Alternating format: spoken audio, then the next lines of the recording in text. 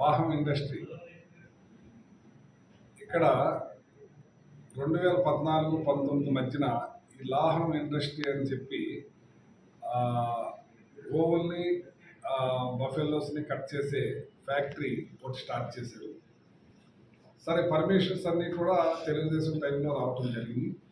తర్వాత నేను ఎమ్మెల్యేగా మరి 2019 నుంచి 2024గా ఉండటం జరిగింది. ఆ టైంలో చాలామంది దీని మీద ఉద్యమాలు కూడా చేయటం జరిగింది.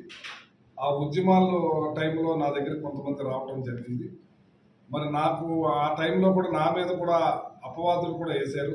నాకేదో ఇందులో వాటాలు ఉన్నాయని అది ఉన్నాయని.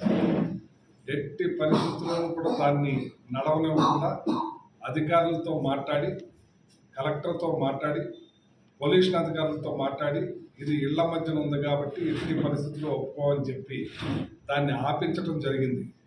దాన్ని ఎట్టి పరిస్థితుల్లో నడవనివ్వమని చెప్పాం. అది అలా చేసే కార్యక్రమం చేసాం. దాని మీద అప్పుడు చాలామంది మాట్లాడటం జరిగింది. చాలా ఒత్తిడి కూడా తీసుకొచ్చారు నా మీద. ఏ ఒత్తిడికి కూడా తలవక్కలేదు. ఢిల్లీ నుంచి కూడా ఫోన్లు చేశారు, ఇంకో చోట నుంచి కూడా ఫోన్లు చేశారు. అది నడవలసిందని చెప్పి మత పెద్దలు కూడా ఫోన్ చేశారు. ఏ మాత్రం కూడా నా తణుకు ప్రజలు ఇక్కడ జీవహింస జరగకూడదు, ఈ హింస వల్ల ప్రజలకి మంచి జరగదు, ఒక చెడు వాతావరణం ఏర్పడుద్ది, దాంట్లో చిన్న బ్లడ్ భూకలుషితమయ్యి వాటర్ కూడా ప్రాబ్లం అయ్యి అనారోగ్యాల బారిన పడే పరిస్థితులు ఉంటాయి. కాబట్టి ఎట్టి పరిస్థితుల్లోనూ ఈ ఇండస్ట్రీ ఇక్కడ ఉండటానికి వీల్లేదు. వాళ్ళకు కూడా మా దగ్గరికి వచ్చినప్పుడు కూడా చెప్పడం జరిగింది. ఎట్టి పరిస్థితుల్లో దీన్ని నడవనేమో, మీరు ఏమైనా అవసరమైతే మార్చేసుకోండి అని చెప్తాం కూడా జరిగింది. తర్వాత వచ్చి వాళ్ళు మేము ఇక్కడ ఓన్లీ ప్రాసెసింగ్ యూనిట్ పెట్టుకుంటాం, ఎక్కడో కట్ చేసుకుంటాం మటన్, దాన్ని కూడా అలౌ చేయకుండా నేను ఆపించాను. అది అధికారులకి అందరికీ పైన దాకా కూడా చెప్పి పర్మిషన్ ఎలా ఇచ్చారని చెప్పి దాని మీద మాట్లాడటం జరిగింది. అలాగే పొల్యూషన్ పర్మిషన్ ఎలా ఇచ్చారు ఇళ్ల మధ్యన ఉన్న దానికని చెప్పి ఆ పొల్యూషన్ చైర్మన్తో కూడా మాట్లాడి ఎట్టి పరిస్థితుల్లోనూ నడవకుండా చేశాం. మరి వాళ్ళు మా ప్రభుత్వం మారింది. ఇప్పుడు వేరే ప్రభుత్వం, కూటమి ప్రభుత్వం వచ్చింది. ఈ కూటమి ప్రభుత్వం వచ్చిన తర్వాత దాన్ని ఎప్పుడు మొదలెట్టారో సడన్గా మొదలెట్టేసి మొత్తం పగలంతా బఫెల్లోసు, రాత్రి ఆవులు, ఈ రకంగా కట్ చేసే కార్యక్రమం పెద్ద ఎత్తున జరుగుతూ ఉంది.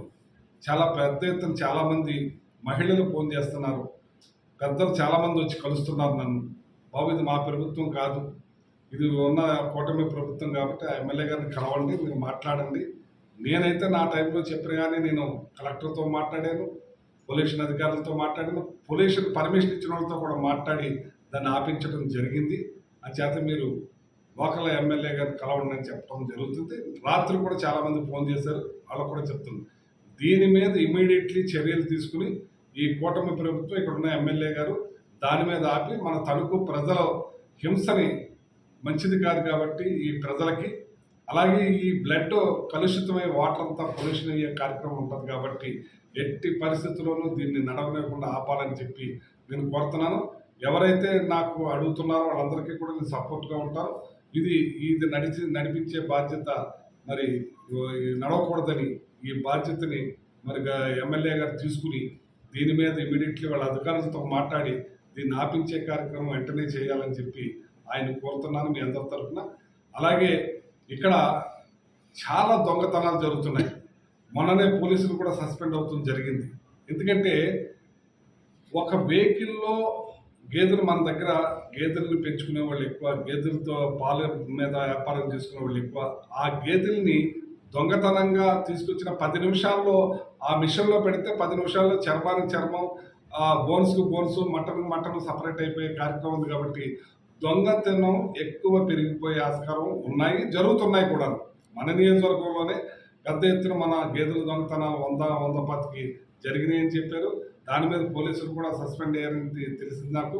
అంచేత దీని మీద దీన్ని కంటిన్యూ చేస్తే, దీన్ని ఇలా ఎంకరేజ్ చేస్తే చుట్టుపక్కల ఉన్న గేదెలు ఒక్కటి కూడా మిగలవు, మనం దొంగలను కూడా పెంచినట్టు అయిపోతుందని చెప్పి ఎట్టి పరిస్థితుల్లోనూ ఈ సంస్థని వేరే చోట షిఫ్ట్ చేసే కార్యక్రమం చేయాలి. ఈ అధికార ప్రభుత్వం, కూటమి ప్రభుత్వం వెంటనే దీని మీద చర్యలు తీసుకుని ఆపించే కార్యక్రమం చేయాలని చెప్పి ప్రజల మనోభావాలను దృష్టిలో పెట్టుకుని ముందుకెళ్లాలని, నేనేదైతే 5 సంవత్సరాల్లో గేటు కూడా తెరవనివ్వలేదు, గేటు కూడా తెరిచే ప్రయత్నం చేయలేదు, పరిస్థితే రానివ్వలేదు. ఈ రోజున మరి ఇంత పెద్ద ఎత్తున కటింగ్లు జరుగుతున్నాయంటే మరి వ్యాన్లలో వస్తున్నాయి. ఆ వ్యాన్లలో వస్తుందంట, ఆ డ్రైవరు అక్కడ దిగిపోవాలి, వాళ్ళ డ్రైవర్ తోటే లోపలికి వెళ్ళి దాన్ని అన్లోడ్ చేసుకుని మళ్ళీ వెహికల్ వచ్చి ఇక్కడ అప్ చేసే కార్యక్రమం చేస్తున్నారు. ఇది పెద్ద దుర్మార్గం. ఇది మన తణుకు పట్టణానికి అశాంతి ఏర్పడుతుంది, శాంతి ఉండదు, మంచి జరగదు. మన బిడ్డల పరిస్థితి, మన కుటుంబాల పరిస్థితికి ఈ హింస మన విచ్ఛిల్లకూడదని, పెరగకూడదని, ఈ సంస్థ ఇక్కడ ఉండకూడదని పూర్తిగా నేను కోరుకుంటున్నాను. ఎట్టి పరిస్థితుల్లోనూ ఈ సంస్థ ఇక్కడ ఉండడానికి లేదు. నన్ను ఎన్ని ఒత్తిళ్ళు తెచ్చినా, పర్మిషన్లు ఉన్నా, ఏమున్నా కూడా నేను ఆపించేసాను. ఇప్పుడు పర్మిషన్లు వచ్చినాయి, వాళ్ళ పర్మిషన్లు ఉన్నాయి కాబట్టి మేము దాన్ని ఇచ్చేస్తున్నాం అంటే కాదని చెప్పి కోరుతున్నాను.